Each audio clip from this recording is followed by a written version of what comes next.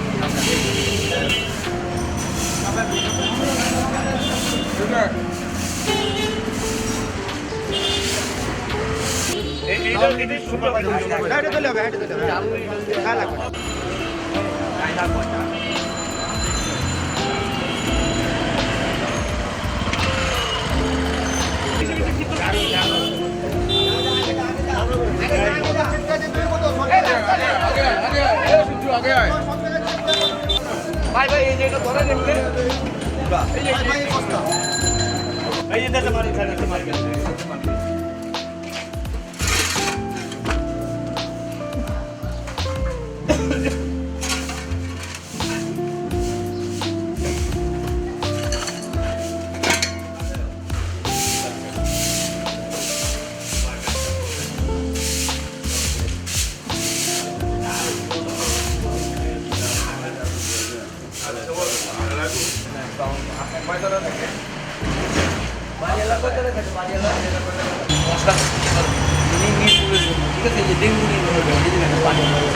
এখন এগুলো যদি হয়ে আসে অসুস্থ হয় আপনার জন্য সুস্থ তাই না যদি একটু আপনি একটু বইলা দিন যাতে এই পানিটা না পড়ে আপনি একটু বইলা দিন ঠিক আছে আপনি বলছেন তো জি জি জি ওকে এই যে ভাই আপনারা এই আশেপাশে পরিষ্কার রাখবেন না এখন আপনারা একটা বাস্কেট মধ্যে ফেলবেন ঠিক আছে এই জায়গাটা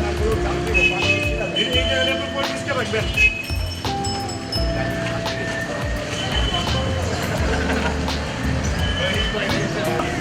বাস্কেটের মধ্যে রাখবেন তাহলে আমাদের পরিষ্কার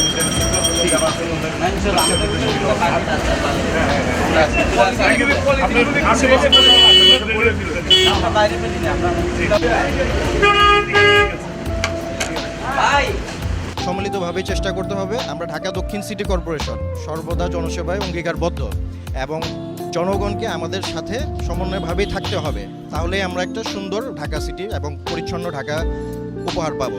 মসজিদ, মাদ্রাসা, স্কুল, কবরস্থান সহ আমরা পরিষ্কার পরিচ্ছন্ন অভিযান পরিচালনা করতেছি এবং ভবিষ্যতে আমরা এর ধারাবাহিকভাবে চালু রাখবো।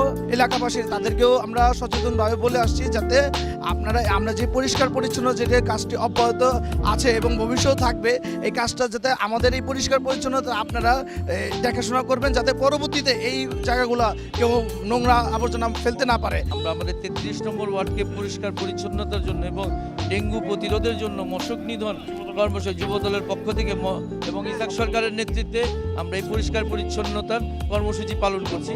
তো আমরা যেহেতু মুসলিম এবং এখানে দলমত নির্বিশেষে আমরা আমাদের ওয়ার্ডকে আমাদের এলাকাকে সুন্দর রাখতে হলে সর্বপ্রথম জনগণের সচেতনতাটা জরুরি। এখানে সিটি কর্পোরেশনের পরিচ্ছন্ন কর্মীরা আসেন, তারা একটা নির্দিষ্ট সময় মতো এখানে কাজ করেন, কিন্তু পরবর্তীতে আমাদের কিন্তু ব্যক্তিগত একটা দায়িত্ব থেকে যায় এবং আমাদের ভবিষ্যৎ প্রজন্মের জন্য, আমার নিজের জন্য, আমার পরিবারের জন্য, আমাদের সন্তানদের জন্য আমরা যেন একটা নিরাপদ আবাসস্থল তৈরি করতে পারি, আমরা যেন পরিচ্ছন্ন ঢাকা তৈরি করতে পারি, দেশনায়ক তারেক রহমানের নির্দেশে আমরা আমাদের সিটি কর্পোরেশনের কর্মীদের সাথে সব সময় কাজ করে যাব, সব সময় পাশে থাকবো ইনশাআল্লাহ। ইতিমধ্যে ডেঙ্গুর প্রাদুর্ভাব দেখা দিয়েছে।